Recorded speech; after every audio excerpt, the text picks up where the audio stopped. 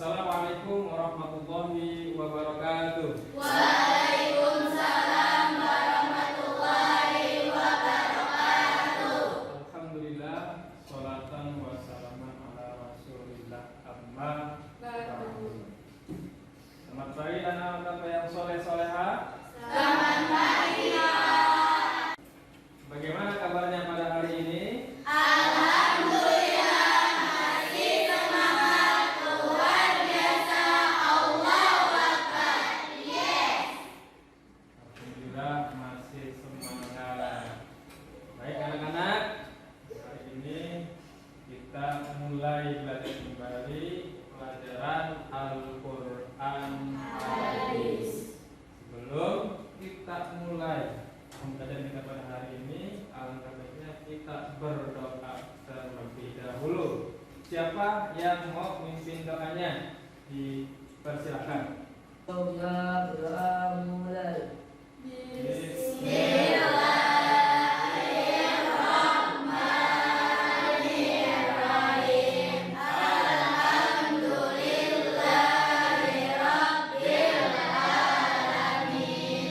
Ar-Rahmanirrahim.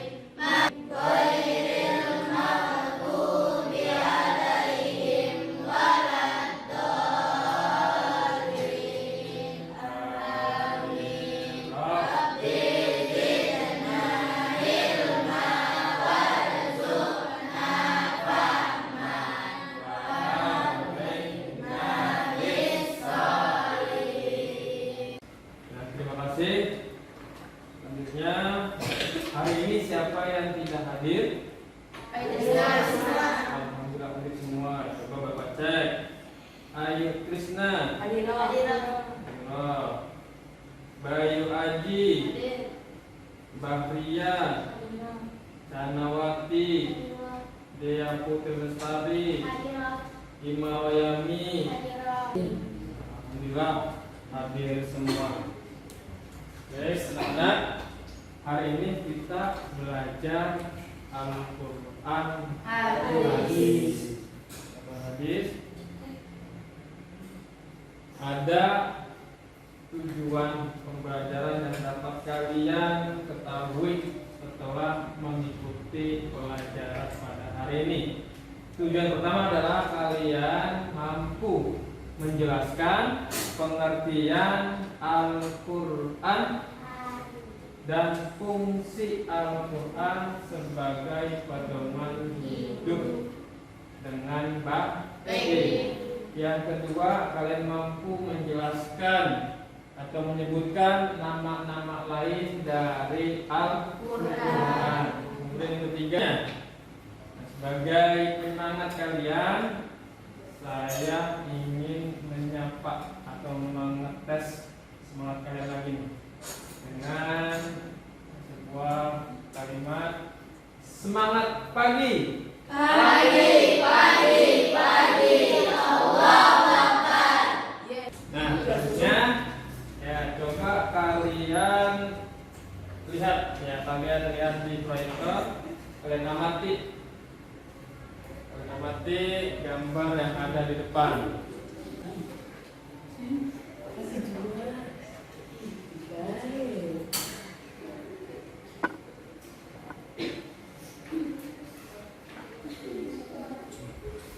Silakan kalian amati gambar tersebut. Sekarang Bapak tanya, siapa yang bisa menjelaskan gambar tersebut? Saya. Nah, coba ayo. Tentang apa gambar ini? Al-Quran Wahyu Muhammad. Al-Quran Wahyu Nabi Muhammad. Haji. Siapa lagi yang mau nambahkan? Saya. Ayo. Al-Quran sebagai pedoman hidup. Al-Quran sebagai pedoman hidup. Siapa lagi? Dia. Adalah kalam Allah. Al-Quran adalah kalam Allah. Siapa lagi? Ada lagi yang menambahkan? Ya, Kiki, silakan. Al-Quran adalah kitab suci Allah. Al-Quran adalah kitab suci Allah. Ada lagi, satu lagi. Yang putra. Ya, Al-Quran adalah mukjizat yang diturunkan kepada Nabi Muhammad. Al-Quran adalah mukjizat yang diturunkan kepada Nabi Muhammad. Ada lagi yang lebih sempurna? Al-Quran adalah firman Allah. Semuanya betul. Boleh kamu betul. Baik, kiranya. Oke, nah memang kenapa kita mengamati gambar tersebut?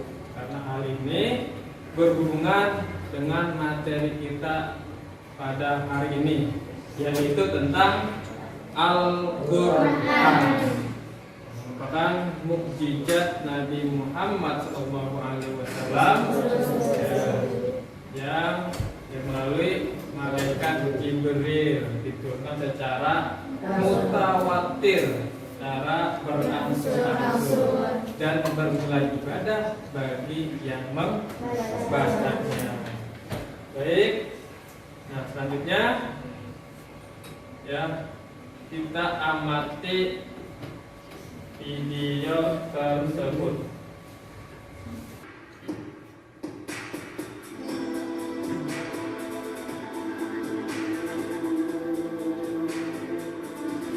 Sahabat beriman, kitab Al-Quran merupakan kitab suci yang diturunkan Allah SWT kepada Nabi Muhammad SAW melalui malaikat Jibril alaihissalam. Al-Quran diturunkan tidak sekaligus, melainkan secara berangsur-angsur. Al-Quran diturunkan selama kurang lebih 23 tahun atau tepatnya 22 tahun 2 bulan, 22 hari. Al-Quran terdiri atas 30 juz, 114 surat, 6.236 ayat, 74.437 kalimat, dan 325.345 huruf.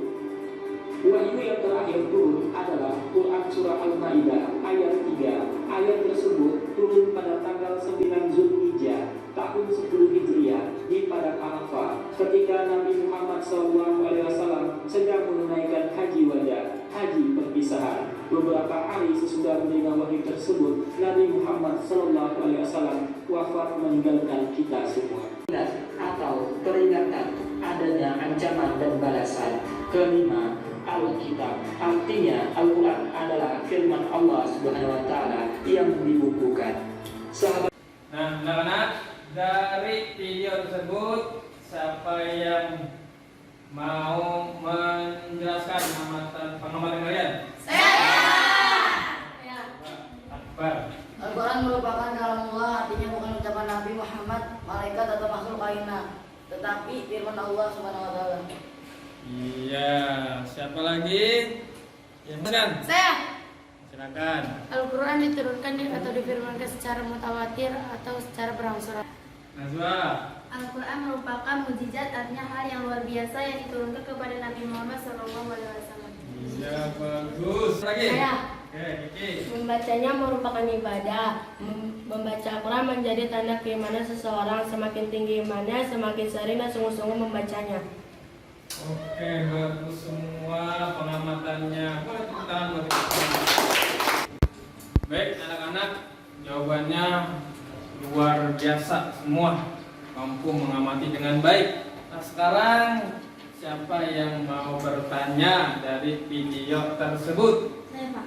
Nadia, ya silakan. Apa yang dimaksud dengan Al-Quran? Apa yang dimaksud dengan Al-Quran? Tolong dicatat.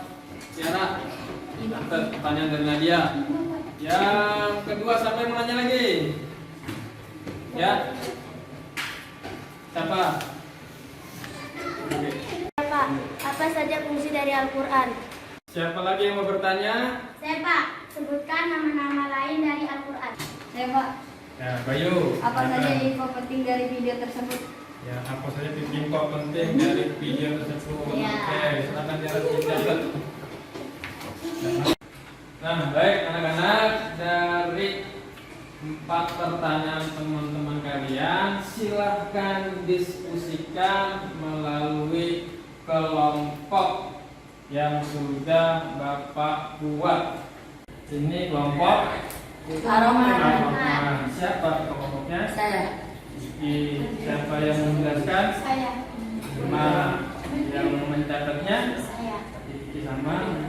Ya, akan dilanjutkan mencari informasinya. Nah, ini kelompok Ar-Rahim. Siapa ketua kelompoknya? Cana. Kemudian yang mempresentasikan namanya Mila. Kemudian yang ini kelompok Al-Malik. Siapa ketua kelompoknya? Kelompoknya Ayu. Kemudian yang menjelaskan tadi Intan. Cia yang mempresentasikan. Ini kelompok Al-Qudus. Siapa ketua kelompoknya? Akbar. Yang menjelaskan Uji. Berarti baik anak-anak, sudah cukup kalian mencari informasi tentang pertanyaan tersebut. Sekarang kita mempresentasikan hasil pencarian informasi tersebut.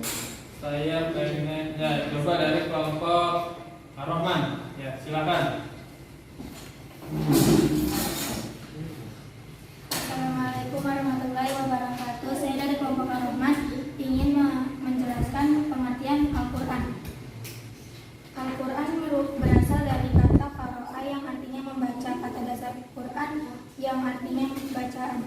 Pengertian Al-Quran secara istilah, Al-Quran adalah kalamullah yang mengandung mukjizat yang diturunkan kepada Nabi Muhammad SAW melalui perantara malaikat Jibril, diriwayatkan secara mutawatir. Sekian dari kelompok Ar-Rahman. Kami dari kelompok Ar-Rahim ingin menjelaskan tentang fungsi Al-Quran. Fungsi Al-Quran di dalam Islam ada 4. Yang pertama sebagai sumber ajaran hukum Islam yang pertama. 2. Sebagai konfirmasi dan informasi terhadap hal-hal yang tidak diketahui oleh akal. Assalamualaikum warahmatullahi wabarakatuh. Waalaikumsalam warahmatullahi wabarakatuh. Saya dari kelompok Al-Malik ingin menjelaskan tentang nama-nama lain dari Al-Quran. Saya dari kelompok Al-Qudus ingin menjelaskan tentang info penting dari Al-Quran. Yang pertama, Al-Quran merupakan kalamullah, artinya bukan ucapan Nabi Muhammad, malaikat atau makhluk lainnya, tetapi firman Allah Subhanahu wa Ta'ala. Kedua, Al-Quran diturunkan atau difirmankan secara mutawatir, artinya secara berangsur-angsur. Wassalamualaikum warahmatullahi wabarakatuh. Waalaikumsalam. Alhamdulillah, semuanya sudah mampu mempresentasikan hasil diskusinya dengan baik. Baik, selanjutnya ya, sebagai penyemangat lagi, mari kita membaca kalimat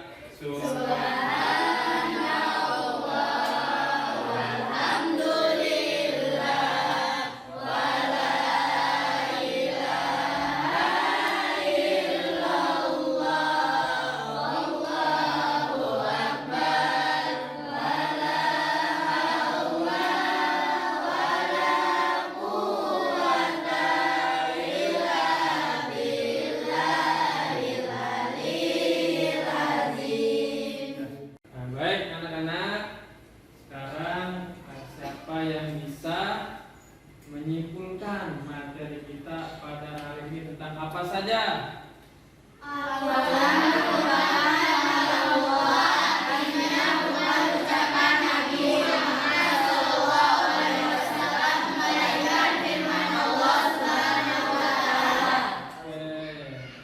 Yang kedua, coba Nadia.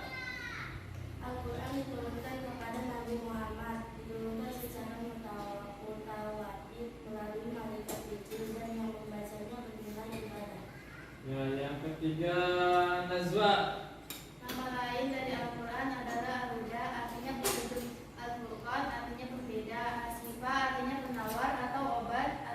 Az-Zikir artinya pengingat, dan Al-Kitab atau firman Allah. Ya, itulah kesimpulan materi kita pada hari ini tentang Al-Quran. Tentang Al-Quran adalah kalam Allah, firman Allah yang diturunkan kepada Nabi Muhammad melalui malaikat Jibril, diturunkan secara mutawatir, diturunkan dan membaca bernilai ibadah. Nama lain dari Al-Quran ada yang namanya Al-Quran.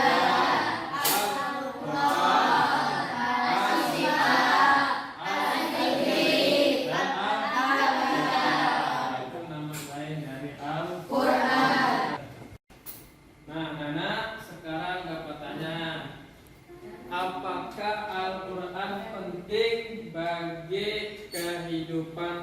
manusia mengapa manusia membutuhkan Al-Quran?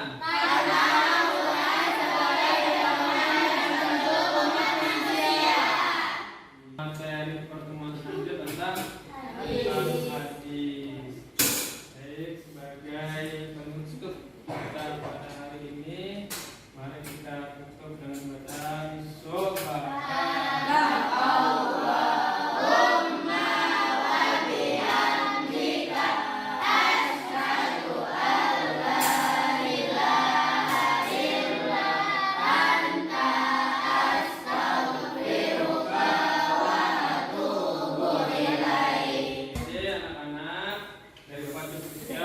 Assalamualaikum warahmatullahi wabarakatuh.